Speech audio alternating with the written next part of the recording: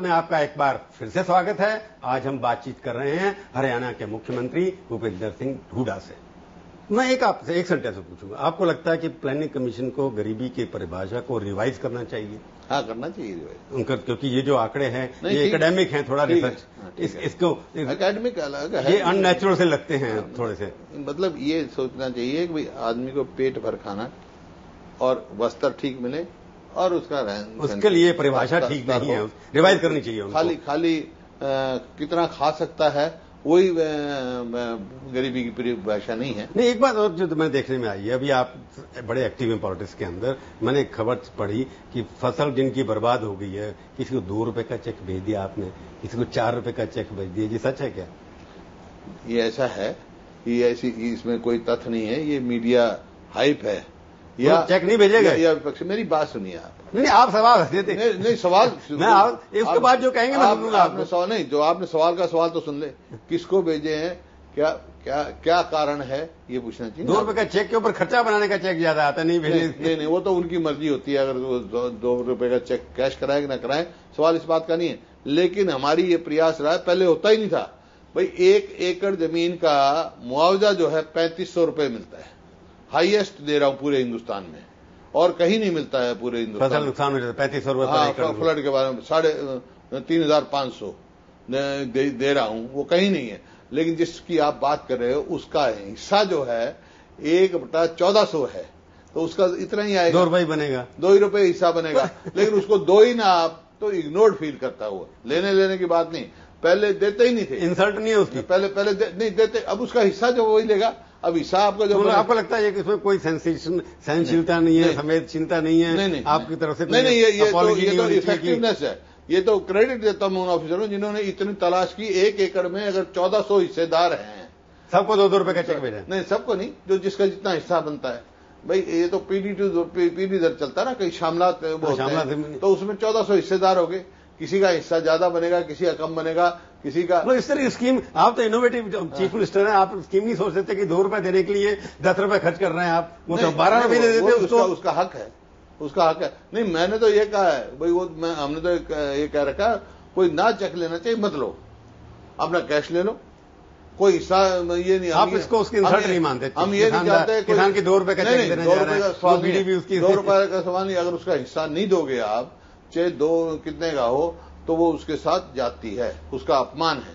आप इस बात पे हिस्सा नहीं दोगे भाई, आपका कम बनता है। आखिरी सवाल पूछा जा रहा हूं, क्योंकि आपका चुनाव तो बाद में है, और आपके नेतृत्व में कांग्रेस पार्टी ने कितनी 9 सीटें जीती थी वहां पर? हाँ, 9 पार्लियामेंट की। हाँ, तो उस वक्त कोई लीडरशिप का सवाल नहीं था। अब लीडर एक आपने खड़ा है मोदी, उसके मुकाबले में आपका कैंडिडेट नहीं है, ये आपके लिए नुकसानदायक हो सकता है? क्यों नहीं है कैंडिडेट? हमारी पार्टी है, पार्टी में है। नहीं, प्रधानमंत्री का कैंडिडेट तो कोई प्रोजेक्ट नहीं हो रहा ना आपकी पार्टी में? क्यों? हमारे युवा नेता राहुल गांधी और क्या है, प्रधानमंत्री बनेंगे वो? उनको उनके नाम से चुनाव, देश का युवा चाहता है उनको। नहीं, जो चाहता है तो कांग्रेस पार्टी को चाहता है, और कांग्रेस पार्टी जब आप चुनाव का प्रचार करेंगे अपने पार्लियामेंट का, अभी आपके नेतृत्व में जब चुनाव होगा वहां पर, तो आप ये कहेंगे कि हमारे कैंडिडेट प्रधानमंत्री के राहुल गांधी हैं, इसलिए हमारे को वोट दीजिए। आपको कोई शक की गुंजाइश है क्या? मैं पूछा, आप कहेंगे कि नहीं? शक की गुंजाइश है क्या? शक की आप कह रहे? देश के जो वोटर हैं सब समझदार हैं, भूपेंद्र सिंह वो इस बात को समझते हैं कि कांग्रेस पार्टी की सरकार आएगी तो कौन प्रधानमंत्री होगा। नहीं, भूपेंद्र सिंह हुड्डा कांग्रेस के प्रधानमंत्री के कैंडिडेट में राहुल को हम प्रधानमंत्री बनाएंगे ऐसा कह करके वोट मांगेंगे नहीं? क्यों नहीं मांगूंगा? बिल्कुल मांगेंगे। ऐसे क्यों नहीं मांगूंगा? तो इसका नुकसान आपको मोदी के मुकाबले में पार्टी का फैसला हो, क्यों नहीं मांगूंगा मैं? नहीं, पार्टी का फैसला नहीं, अभी तो आप कह रहे हैं कि पार्टी, तो भाई पार्टी का आपने अपने दिल से फैसला, पार्टी तो जब सब चाहती है उनको, पार्टी चाहती है, मैं भी चाहता हूँ। तो आप वोट जब मांगने जाएंगे तो हरियाणा के अंदर भूपेंद्र सिंह हुड्डा कांग्रेस के साथ राहुल गांधी का झंडा भी लेके, पहले भी जब 2004 में भी सोनिया गांधी जी को नाम लेके वोट मांगी थी, आज भी सोनिया गांधी का और राहुल गांधी का नाम लेके और डॉक्टर मनमोहन सिंह। आपके लिए आज ही प्रधानमंत्री कैंडिडेट राहुल गांधी है? सब पूरे देश के लिए, तो पूरे देश के लिए, आपके लिए तो है ही ना। तो आपको लगता है कि मोदी के मुकाबले में आप उनको टक्कर दे पाएंगे? मुकाबला कर रहे हो आप? मुकाबले का क्या सवाल है इसमें? हमारी पार्टी है, उनके पास भी है, तो उन्हें भारतीय जनता पार्टी वाले ने कोई डिक्लेयर कर दिया? नहीं, वो तो मान के चल दो। आप यहाँ तो कह रहे मान के चले, उनको कह रहे मान के चल रहे। हाँ, तो हम उनको मान के, इसलिए मैं कह रहे आप ही मान के चल रहे हैं, यही तो कह रहा हूँ। पर ये मेरे से क्यों पूछ रहे हो? नहीं, आप ये बताइए, भारतीय जनता पार्टी ने कोई डिक्लेयर कर दिया नहीं, भारतीय जनता पार्टी के नेता तो कहते हैं नहीं, उनके वर्कर कहते हैं कि हमारा कैंडिडेट तो यही है, आप सोशल मीडिया उठा लीजिए। आप तो मुख्यमंत्री है इसलिए आप कह रहे हैं, तो मैं जरा ज्यादा दाम आता है उस बात में। हमारे सबको मालूम है। हाँ। तो ये लोग, यहाँ के लोग समझते हैं कि कांग्रेस पार्टी की राज आएगा।